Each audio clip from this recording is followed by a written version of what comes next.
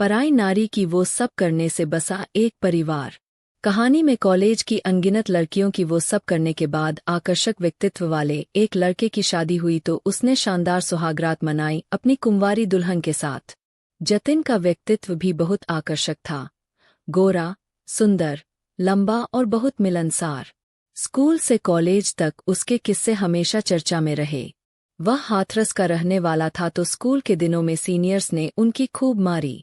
जब वह खुद इस लायक हुआ तो उनका रुझान लड़कों से ज्यादा लड़कियों की ओर था।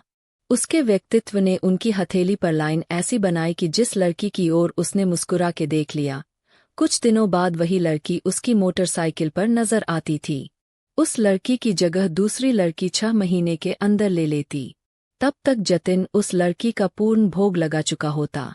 उसकी यह ख्याति चारों ओर फैली हुई थी। पर वाह रे नसीब लिखने वाले, उसकी अगली शिकार के कान पहले से ही बंद हो चुके होते और पिछली शिकार की जुबान पर तो बदनामी के डर का ताला पहले ही लग चुका होता। कुल मिलाकर जतिन भाई के घर वाले भी इस बात से परेशान थे कि अगर उसकी ख्याति ऐसे ही फैलती रही तो उसकी शादी कैसे होगी। डांटने और पीटने के सारे तजुर्बे उनके पिताजी उस पर कर चुके थे, मगर बेकार। किस्मत से जतिन को नौकरी इतनी माकूल मिल गई कि रिश्तों की लाइन लग गई। एक बहुत ही खूबसूरत और चंचल सी लड़की हिना से उसकी शादी तय हो गई। जिस स्पीड से जतिन हिना से मिलने लगे तो उसके पिताजी को डर हुआ कि कहीं शादी के दहेज में बहू के साथ एक बच्चा भी न आ जाए, तो उन्होंने जतिन की दादी की खराब सेहत का हवाला देकर शादी जल्दी ही करवा दी।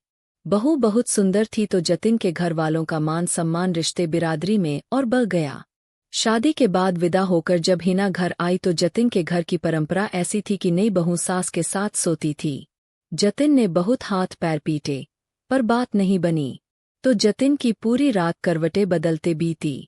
हालांकि यही हाल हिना का भी रहा होगा। अगली रात जतिन बाबू का कमरा फूलों से सज गया। उधर दादी की तबीयत अचानक ज्यादा बिगड़ गई थी। जतिन के पिताजी दूरदर्शी थे। वे समझ गए कि माँ कभी भी विदा हो सकती है। आठ जतिन का ख्याल करके उन्होंने अपनी माँ को अस्पताल में भर्ती कराया और खुद व जतिन की माँ के साथ अस्पताल में रहे। घर पर जतिन और हिना अकेले थे। उन्हें अपनी सुहागरात मनाने का इससे अच्छा मौका और क्या हो सकता था। जतिन भी जल्दी ही किला फतह करना चाहता था क्योंकि पता नहीं कब अस्पताल से खबर आ जाए।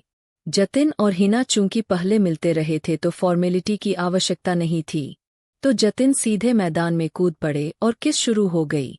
हिना जतिन से ज्यादा हो रही थी।